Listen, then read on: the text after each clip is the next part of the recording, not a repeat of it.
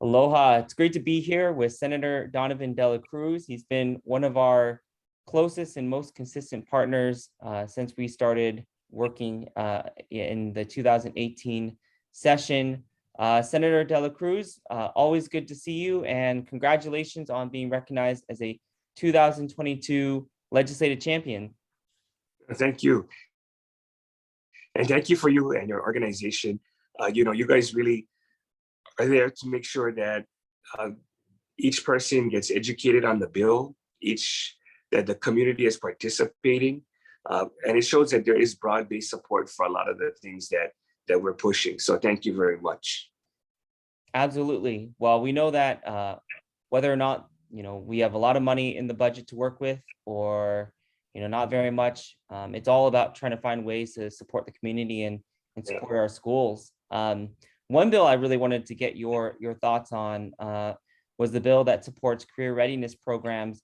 WAM and the Finance Committee, you folks really went above and beyond, allocating $2.6 million for this new program.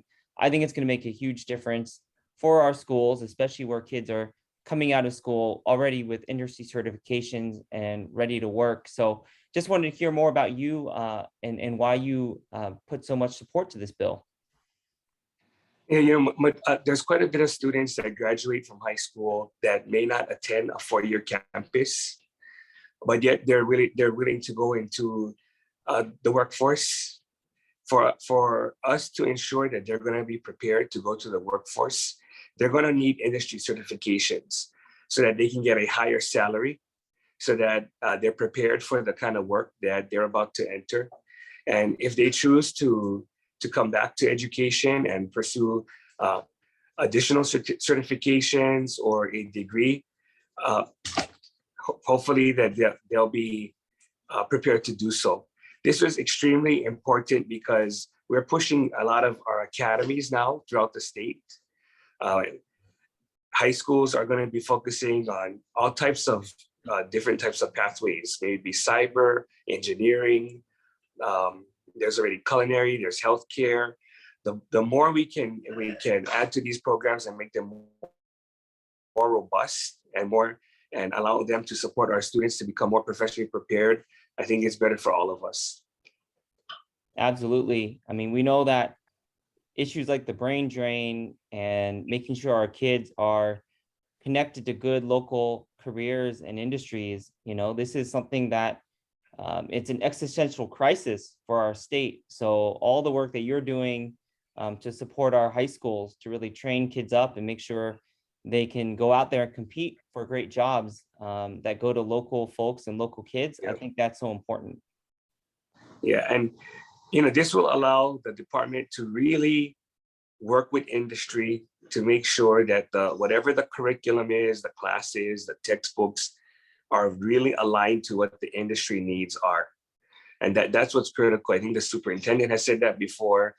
It's not educating for education's sake. It's really educating our kids so that they're prepared for the kind of jobs that they want to pursue if they either in the moment or something that they want to pursue in the future. Absolutely. Well, as we close things out, one of the things I'm wondering from your perspective, as Ways and Means Chair is, we're now entering, I think, the third school year since the start of the COVID pandemic. Where do you see kind of the top priorities being for schools and our education system as we head into this new school year? Distance learning is going to be a continued conversation.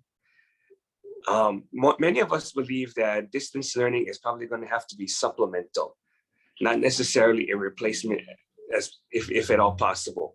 We saw that when our kids did not attend school, there were some social skills, some ability to work with others that ended up becoming challenging for our educators and even for our administrators, especially when we're talking about some of our certification programs where there's labs, where they actually need to be using their hands. A lot of that needs to be in person. So we're going to have to find this new way of delivering education that includes distance learning as well as in-person hybrid type of education. I think that's going to be something that the department is looking at already. You know, we have funded some distance learning programs. We also want to make sure that our students and our teachers are going to have a safe environment, and that took a lot of resources. You know, it took quite a bit for DOE to have to continually pivot to the pandemic, pivot as the pandemic changed. So we're going to have to do what we can to make sure that we modernize our education system so that we give flexibility to our teachers, for our students. You know, it may be more iPads, more types of using technology differently so that kids can learn in any type of environment, but keeping in mind that it'll have to be using both methods. Absolutely. Well, I think either way, you know, the future is here, and it's time to think about different creative ways that we can support our kids. So I'm always grateful to you, you know, through your chairmanship and your leadership, you know, in the community, because I think you're always willing to think about those big questions and figure out how can we support our kids so when they graduate, they are prepared for, you know, life and career and success here in Hawaii. I think that is the end goal. And there's so many other issues that we're going to have to make sure we pursue, maybe financial literacy, different types of foreign language, music. We want to make sure that our students have a well-rounded education system so that they really become prepared for the world. Absolutely. Well, thank you again so much, Senator Dela Cruz, for your consistent support and partnership. And we look forward to working with you next session. Mahalo. No, thank you.